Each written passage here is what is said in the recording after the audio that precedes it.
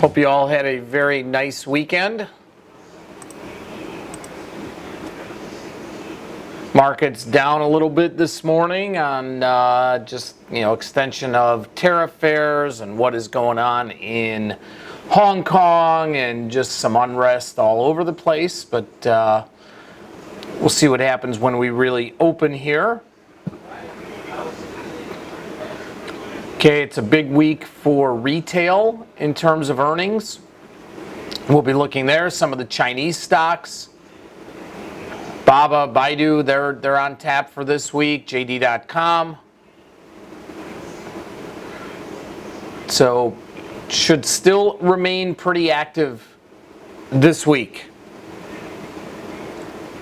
All right, I've got our watch list updated here with all expired positions out of there.